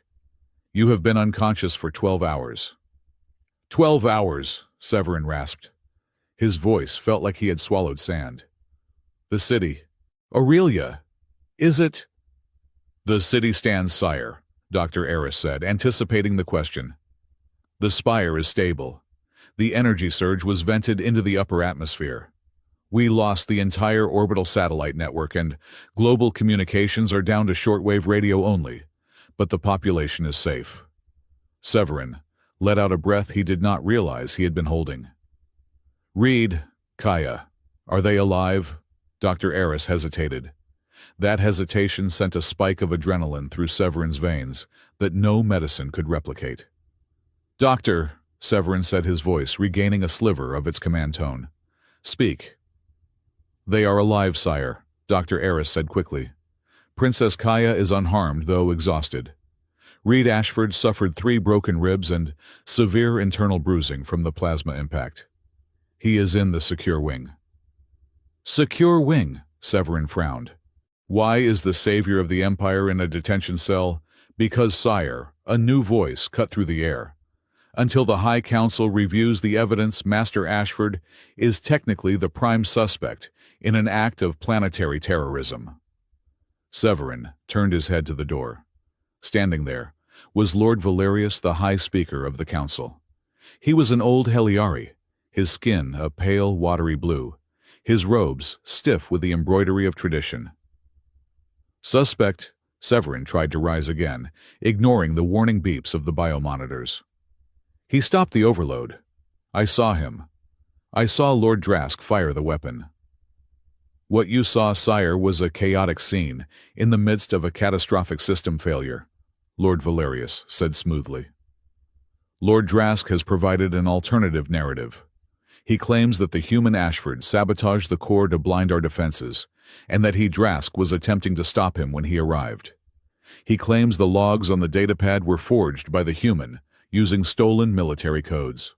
"And you believe him?" Severin asked, incredulous. I believe in due process, Valerius said, though his eyes betrayed his bias. Half the council is terrified, sire. The satellites are gone. We are blind. And in the dark, people prefer to blame the stranger in their house rather than the brother who guards the door. Lord Drask has invoked the right of tribunal. He is speaking to the council right now. He is calling for the Edict of Purification. Severin went cold. The Edict of Purification. It was an ancient law, unused for 1,000 years. It authorized the systematic expulsion or extermination of any species deemed a biological threat to the Heliari. Get me up, Severin ordered. Sire, you cannot walk, Dr. Eris protested. Your legs. Then bring me my chair, Severin snarled, his eyes flaring with a dangerous returning light. If Drask wants a tribunal, he shall have one. But he is not going to like the witness list. Reed Ashford sat on the edge of a metal bunk in a cell that was much nicer than his apartment in Sector 7, which he found ironically annoying. He had taped his ribs tightly, with medical compression bandages, wincing every time he took a deep breath. The door slid open. He expected a guard with a tray of tasteless nutrient paste. Instead, he got a whirlwind of white fabric and angry bioluminescence. They locked you in, Kaya Lurel stormed into the cell, followed by 2 flustered guards who looked like they had tried and failed to stop her. It is standard procedure for suspected terrorists, Princess, Reed grunted, standing up carefully. You should not be here. It looks bad for your image. I do not care about my image, Kaya snapped. She looked him over her eyes, scanning his bandages. Are you in pain? Only when I breathe, talk, or move, Reed said, managing a crooked smile. I am fine. What is happening out there? The guards are looking at me like I am a ticking bomb. Drask is spinning a story, Kaya said, her voice trembling with rage. He is telling the council that you used the core to destroy the satellites. He says it is the first step of a human uprising. He is showing them videos, Reed. Videos from the war. Reed's smile faded. He looked at the floor. I figured he would. They have summoned you, Kaya said. The High Council. They want you to answer for the crimes of humanity. They are going to judge you, Reed. Let them judge, Reed said softly. He walked over to his torn jacket, which was hanging on the back of a chair. He pulled it on, wincing, as he buttoned it over his bandages. I have been judged by better men than them. I am coming with you, Kaya declared. No, Reed said. This is a firing squad, Kaya. Metaphorically for now. Literally, maybe later. You need to distance yourself from me. You are the daughter of the White Sun. If you stand with the terrorist, you lose your protection. Kaya stepped forward, invading his personal space. She looked up at him, her eyes fierce. You stood in front of a plasma bolt for me, Reed Ashford, she said. You think I am going to let you stand in front of a room full of old politicians alone? I am the princess. And I say we are going together. Reed looked at her. He saw the teacher who used to worry about grading papers. She was gone. In her place was a woman who had touched the heart of a star and survived. He offered her his arm. After you, Your Highness. The High Council chamber was a spherical auditorium, suspended in the upper reaches of the spire. The walls were transparent, offering a panoramic view of the city and the sky beyond. Usually, it was a view of the stars. Today, it was a view of the debris field where the satellites used to be. 300 counselors sat in floating pods, arranged in tiers around a central platform. The air was thick with tension and the murmur of hundreds of conversations. When the doors opened and Reed walked in, the silence was instant and heavy. He walked with a limp, but his head was high. Kaya walked beside him, her hand resting lightly on his arm. Her presence sent a ripple of shock through the assembly. The princess was standing with the accused. In the center of the room, standing on a gravity disk, was Lord Kaelor Drask. Drask did not look like a prisoner. He had been allowed to wear his ceremonial armor, though his weapons had been removed. He looked confident. He looked righteous. So, Drask's voice boomed, amplified by the chamber's acoustics. "The architect of our blindness arrives." Reed ignored him. He looked up at the highest tier where the empty Emperor's throne sat. Beside it, Lord Valerius presided. "Reed Ashford," Lord Valerius intoned. "You stand accused of high treason, sabotage of imperial infrastructure, and attempted regicide. How do you plead?" "I plead that you are all idiots if you listen to him," Reed said, pointing a thumb at Drask. Gasps rippled through the pods. "Insolence," Drask shouted. "Typical human arrogance. They break what they cannot understand, and they mock those who built it." Drask turned to the council, spreading his arms. "My lords and ladies, you hesitate to condemn this man because he has woven a clever lie. He claims to be a hero. But ask yourselves who possesses the knowledge to overload a precursor core, a Heliari technician. No. We respect the balance. Only a weaponized mind would dare such a thing." Drask tapped a control on his podium. A massive holographic screen materialized in the center of the room. "Behold the truth of Reed Ashford," the video played. It was grainy, shaky footage recovered from a helmet cam. The timestamp was 10 years old. The scene was a battlefield on the moon of Tanarth 4. It showed a squad of human soldiers, moving with terrifying speed through a Heliari bunker. They were not fighting, they were slaughtering. And at the front, leading the charge, was a man in heavy assault armor. He moved like a blur. He ripped a security door off its hinges with his bare hands. He connected a cable from his neck to a terminal, and overloaded a generator, causing a massive explosion that engulfed the screen. The face in the helmet visor was younger, harder, but unmistakable. It was Reed. "He is a ghost," Drask narrated, his voice dripping with venom. "A synapse jacker. A living weapon designed to interface with and destroy our technology. He killed 3,000 soldiers in that bunker in 4 minutes. And now you let him walk the halls of our palace.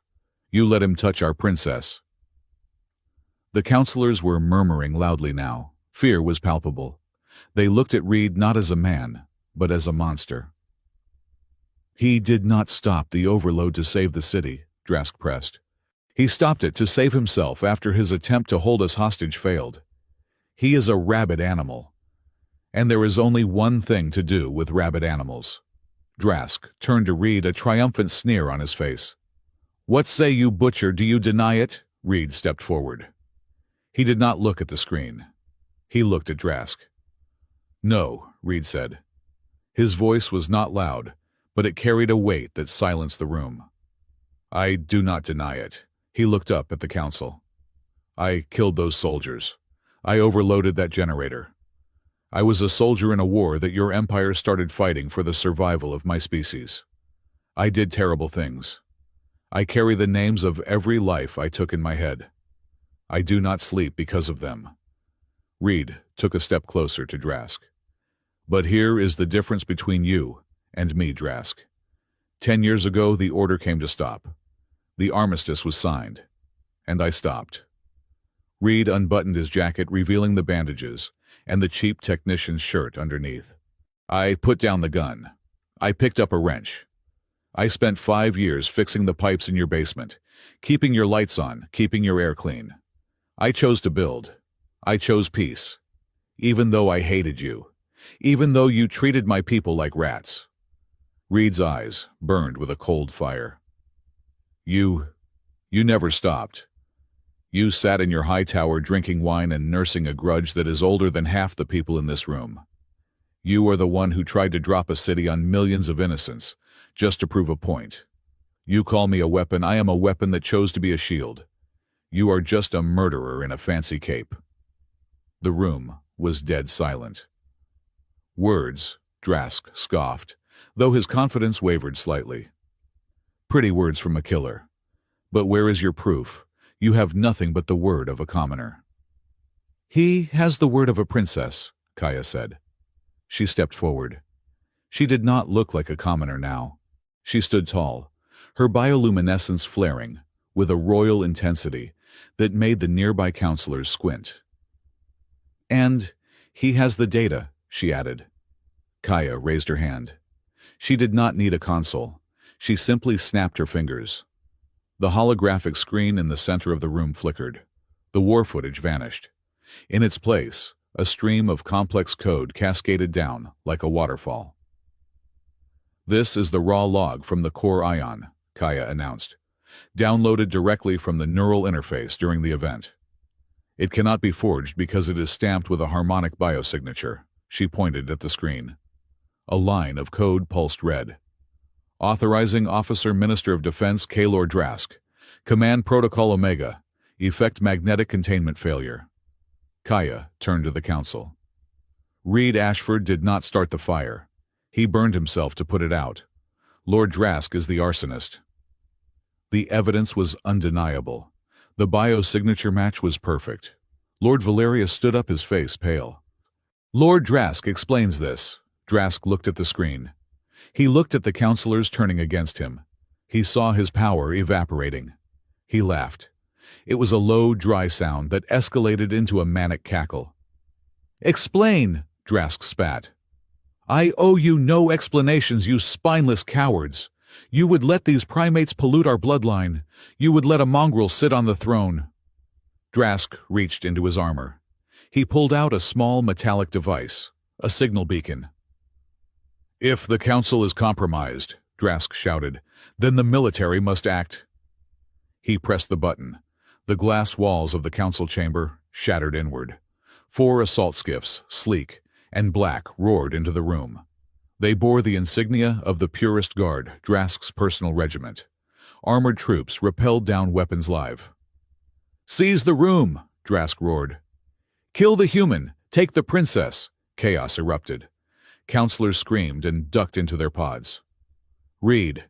Kaya yelled, as a soldier landed in front of her, raising a shock staff. Reed did not hesitate. He moved. He grabbed the soldier's staff, twisted it, and used the momentum to slam the man into the floor. He ripped the staff from the soldier's grip and activated it. "Get behind me," Reed ordered Kaya. "There are too many of them," Kaya shouted. More soldiers were dropping from the skiffs. Blaster fire began to strafe the platform. "Then we even the odds," Reed gritted out. "Princess, can you access the building environment controls?" "Yes. Turn off the gravity," Reed yelled. "Sector 4 now." Kaya closed her eyes. She reached out with her mind, finding the pulse of the building. She visualized the gravity plates beneath their feet. Off. The sensation of weight vanished instantly. The Purist soldiers, heavy in their armor and expecting to fight on the ground, flailed as they floated upward. They were trained for gravity. Reed was trained for the void. He kicked off the podium, launching himself like a torpedo. He spun in midair, the shock staff, a blur of blue light. He struck one soldier in the helmet, shattering the visor. He used the recoil to propel himself toward another, kicking him into a floating council pod. "Kaya, the doors!" Reed shouted over the comms. "Seal the upper vents, do not let reinforcements in." Kaya floated near the central podium, holding onto a railing with one hand. She extended her other hand, and the massive blast doors of the chamber slammed shut, cutting off 2 more approaching skiffs. But Drask was not floating helplessly. His armor had maneuvering thrusters. He flew toward Kaya, a jagged energy blade extending from his gauntlet. "You abomination!" Drask screamed, diving at her. Kaya gasped, trying to push herself away, but she had no leverage. Reed was too far away. "Kaya!" Drask raised the blade. Suddenly a beam of concentrated golden light struck Drask from the side, knocking him off course. He spun out of control, crashing into the wall. At the entrance to the chamber, Emperor Severin sat in his hover chair. He held a royal scepter that was smoking from the discharge. Beside him stood Commander Vorn and a squad of loyalists wearing gravity boots. "Secure the room," Severin commanded, his voice thunderous, despite his injury. "Capture the traitor." The loyalist guards launched themselves into the air, engaging Drask's disoriented troops. Reed used the distraction. He kicked off the ceiling, diving straight for Drask, who was trying to recover. Drask saw him coming and fired his thrusters, meeting Reed in midair. They collided with a bone-jarring crunch. Reed wrapped his legs around Drask's torso, locking him in a grapple. Drask slashed with his energy blade, scoring a line across Reed's shoulder. Reed ignored the pain. He jammed his shock staff into Drask's flight pack. "Going down!" Reed roared. The flight pack exploded. They plummeted together toward the floor. "Kaya!" "Gravity!" Reed screamed. Kaya understood. She slammed her mental fist onto the control. Gravity 200%. They hit the floor, hard. The impact knocked the wind out of Reed, but Drask took the brunt of it. The double gravity pinned the Heliari Lord to the ground, his heavy armor, now a prison crushing him. Reed rolled off, gasping, clutching his ribs. He grabbed Drask's energy blade, which had skittered across the floor, and held it to the Lord's throat. "Yield," Reed wheezed. Drask stared up at him, unable to move under the crushing weight. His eyes were full of hate, but also fear. "You cannot win," Drask gasped. "The purity is overrated," Reed finished. He deactivated the blade and punched Drask in the face. The Heliari Lord went limp. "Gravity normal," Reed groaned. The oppressive weight lifted. Silence returned to the shattered chamber. Reed lay on his back, staring at the ceiling. He felt a hand on his face. It was Kaya. She was hovering over him, tears in her eyes. "You crazy idiot," she sobbed. "You jumped off the ceiling." "Tactical descent," Reed corrected weakly. "Is he out?" "He is out," Kaya said. "It is over." The trial of Kaelor Drask was short. The evidence was overwhelming, and his attempted coup in front of 300 witnesses was the final nail in his coffin. He was stripped of his titles and sentenced to life imprisonment in the deep core mines, the very place he had tried to destroy. But the scars on the Empire remained. The purist faction was broken, but the sentiment lingered. 2 days later, Emperor Severin summoned the court. He sat on his throne looking weary, but resolute. Reed and Kaya stood before him. This time, Reed wore a proper suit, tailored, not tactical, though he still refused to wear the ceremonial cape. "The events of this week have shaken the foundation of our society," Severin addressed the assembly. "We nearly destroyed ourselves because of fear, because of pride." He looked at Reed. "Reed Ashford, Reed, you saved my city. You saved my life. You saved my daughter." "Adopted daughter," Reed muttered, but there was no bite in it. "You have asked for nothing in return," Severin continued. "You asked only to return to your work in the tunnels. But the Empire cannot afford to let a man of your quality hide in the dark." Severin stood up. "I hereby issue the decree of integration. From this day forward, the human quarter is abolished. Humans are granted full citizenship rights. And to ensure their voices heard, I am establishing a new seat on the High Council." He pointed at Reed. "The seat of the representative. It is yours, Reed, if you will take it." Reed blinked. The councilors whispered. "A human on the High Council." Reed looked at Kaya. She was smiling at him, a proud, dazzling smile. Reed sighed. He rubbed the back of his neck. "Your Majesty," Reed said. "With all due respect. I hate politics. I hate meetings. And I really hate wearing suits." He paused. "But if I do not take the job, some other idiot might. And I have spent too long fixing the messes other people make." Reed bowed stiffly, but respectfully. "I accept. On one condition. I get weekends off. And no capes." Severin laughed. It was a genuine hearty sound that echoed through the hall. "Granted." Later that evening, the celebration was in full swing. But Reed and Kaya were not in the ballroom. They were standing on the highest balcony of the spire, the wind whipping at their clothes. The city below was battered dark in some places, but alive. Repair crews were already working. The lights of the human districts were mixing with the violet glow of the Heliari sectors.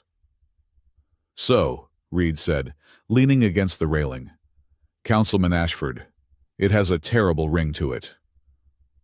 "I think it sounds distinguished," Kaya said, standing next to him.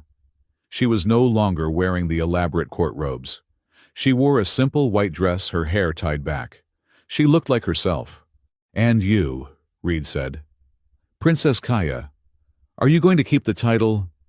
"Severin says I can do what I want," Kaya said. "I think I will keep teaching. But maybe I will teach a new subject. History.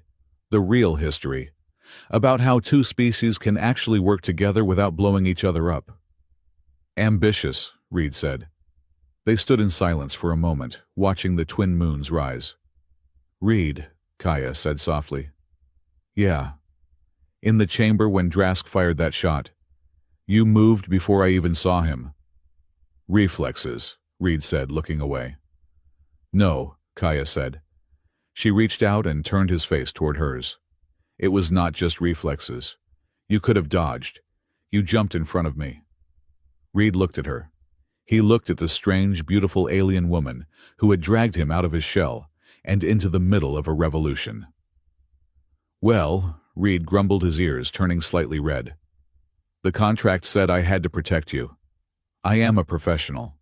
I take my job seriously." Kaya laughed. She stepped closer. She rested her head on his chest, right over the spot where the Kevlar had stopped the bolt. "You are a terrible liar, Reed Ashford," she whispered. Reed hesitated. Then slowly, his arms came up and wrapped around her. He rested his chin on the top of her glowing head. It felt right. It felt like the silence after the noise, but this time, the silence wasn't lonely. "You know," Reed said, looking out at the city, "if I had just stayed in bed that morning, if I had not let Jackson talk me into that stupid lottery."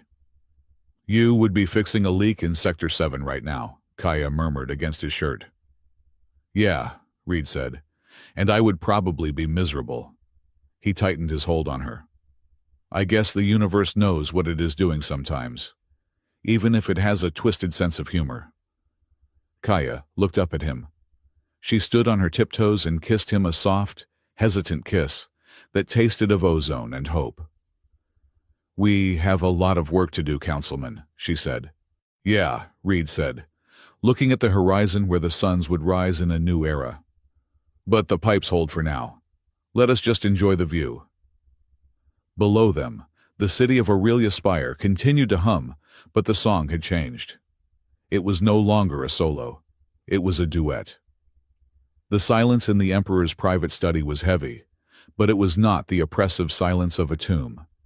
It was the quiet of a library after the storm had passed, filled with the scent of old paper and the faint, rhythmic hum of the ventilation systems.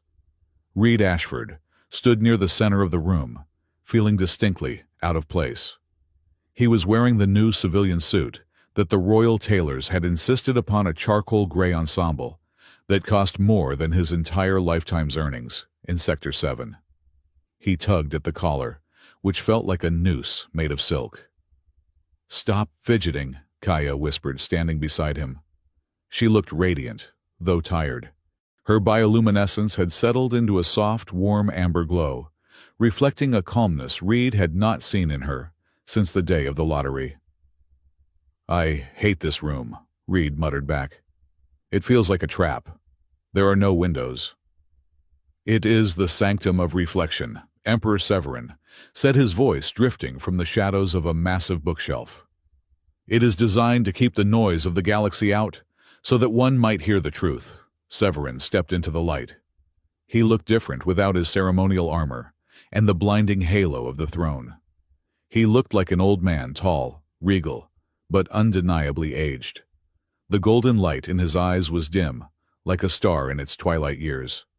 He gestured to a low table, set with 3 cups. "Sit, please. No guards today. No protocols. Just us." Reed hesitated, his soldier's instinct, scanning the room for hidden exits or threats, but he sat. Kaya took the seat opposite him. Severin poured the tea himself, a rare dark liquid that smelled of earth and iron. "You have questions," Severin said, placing the teapot down with a deliberate slowness. "And you deserve answers. The war is over. The coup is crushed.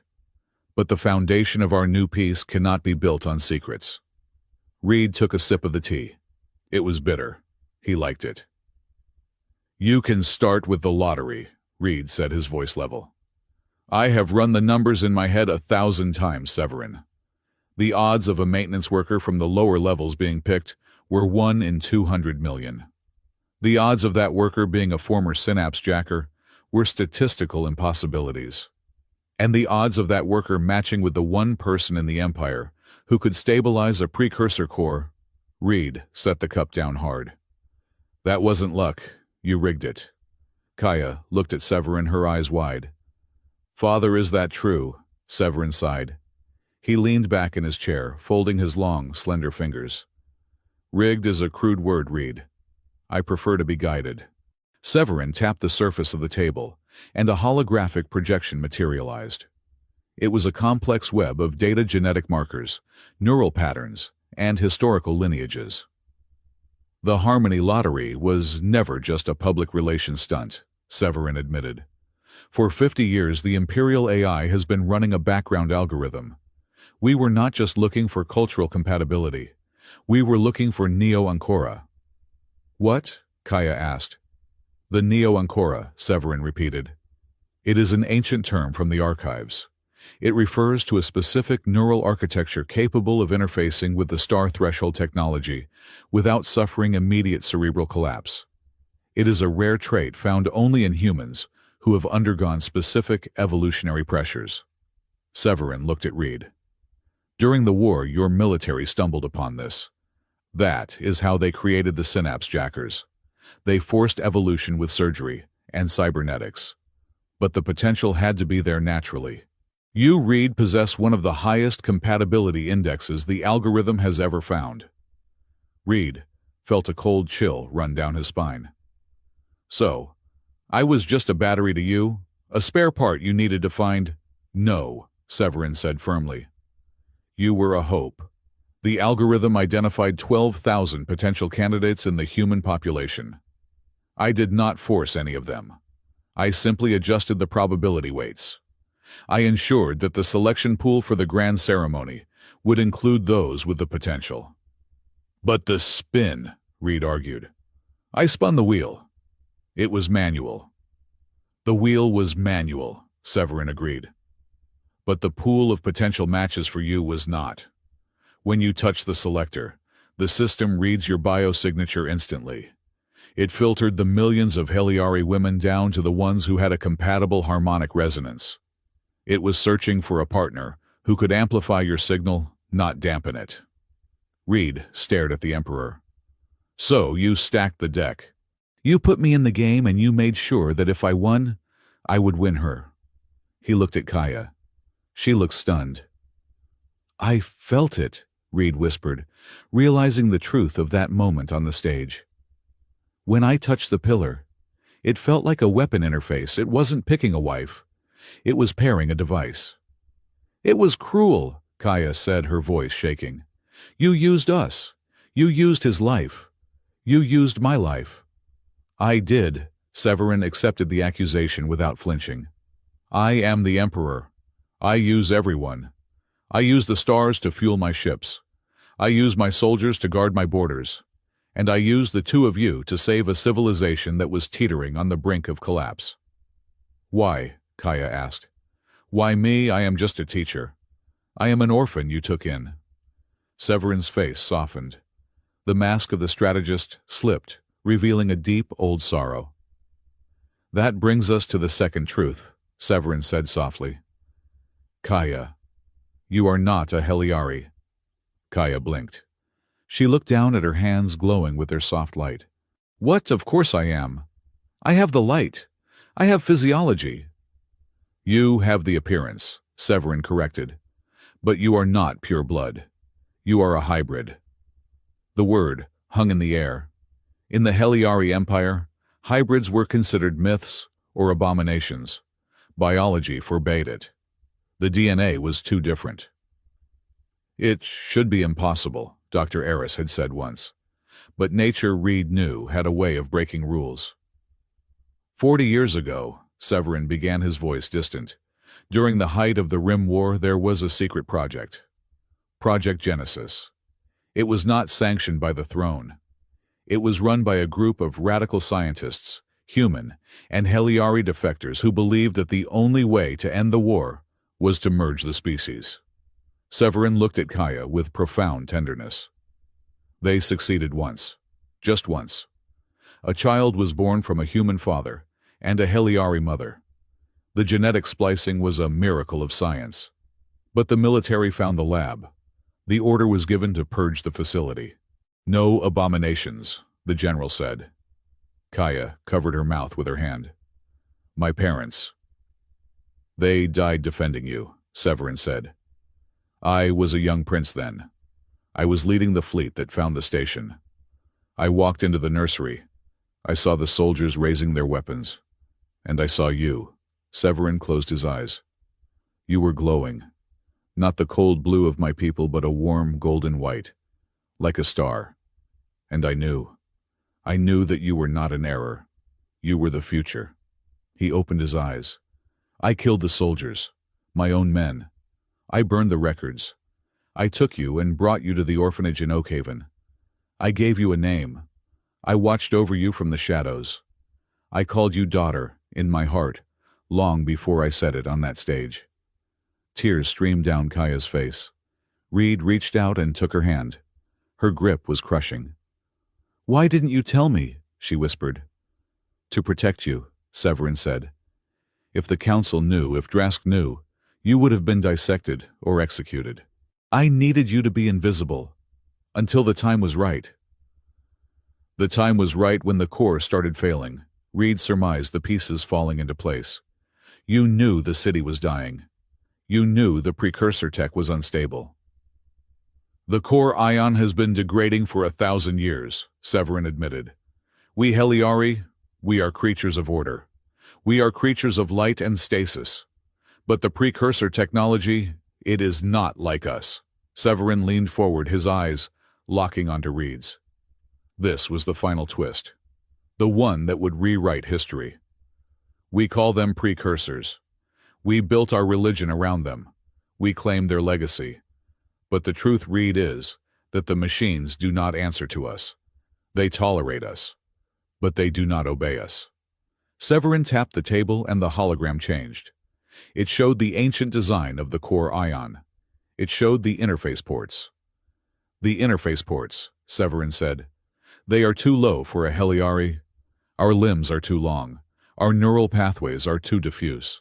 Reed looked at the hologram. He looked at the port height. It was exactly 5 feet 10 inches off the ground. Human height. "They were built for us," Reed whispered. The realization hit him like a physical blow. "The precursors weren't your ancestors. They were ours." "Or perhaps," Severin said, "you share a common ancestor, a divergent branch. The history is lost to the Dark Ages, but the biology remains. The machines crave the chaotic, adaptive, aggressive neural architecture of humanity. They need the human factor. They need your will." Severin stood up and walked to the window, which was actually a high-resolution screen displaying the galaxy. "For 3,000 years, my people have tried to maintain this city.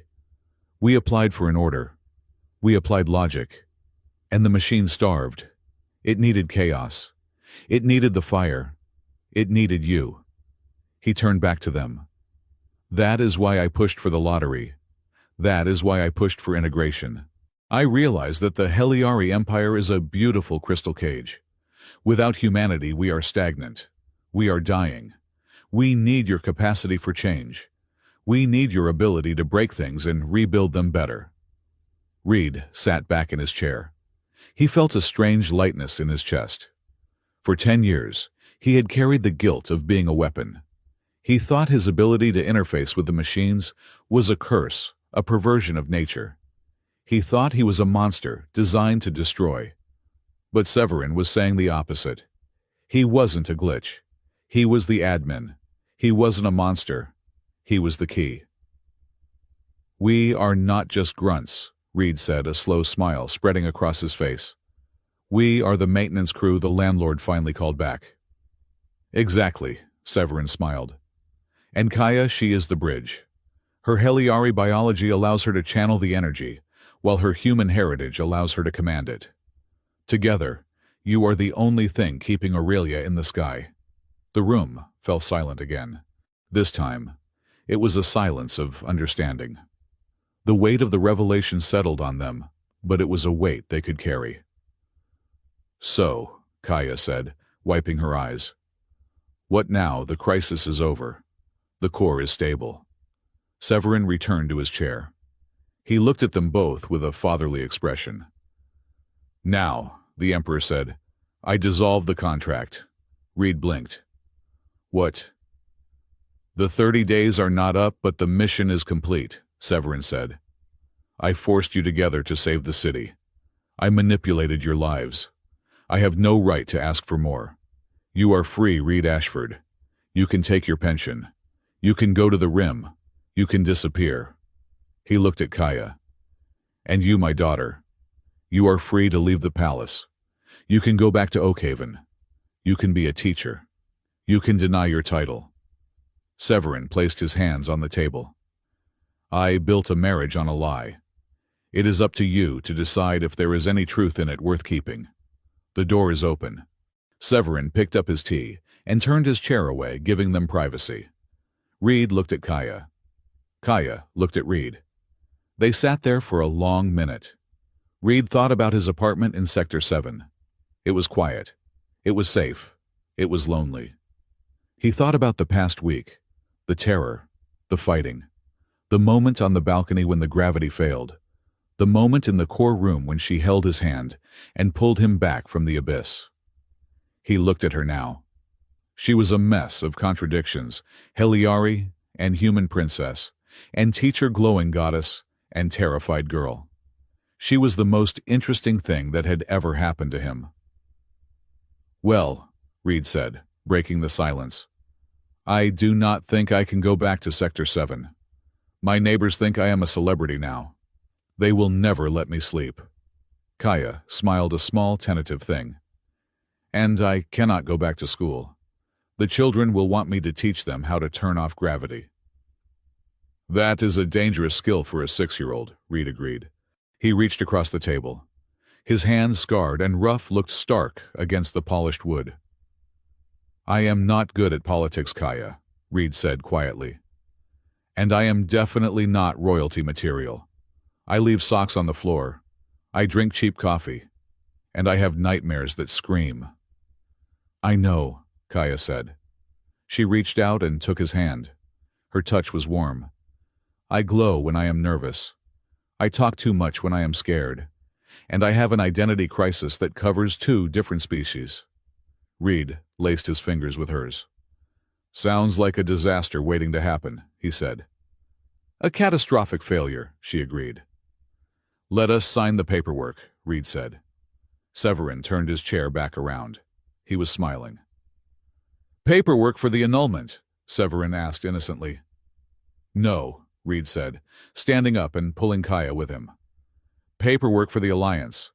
I think we are going to renegotiate the terms of the treaty. We are not doing the arranged marriage thing. We are doing a partnership, equal terms, 50-50. And," Kaya added, lifting her chin, "we want a vacation, a real one, somewhere without exploding cores or assassination attempts." "I know a planet," Reed suggested. "It is mostly water, great fishing, terrible Wi-Fi." "Perfect," Kaya said. Severin watched them. He saw the way they stood, not leaning on each other, but standing side by side. 2 pillars supporting a new structure. "Consider it done," Severin said. "Go. The galaxy can wait." Epilogue. 3 months later. The observation deck of the spire was the highest point in the city.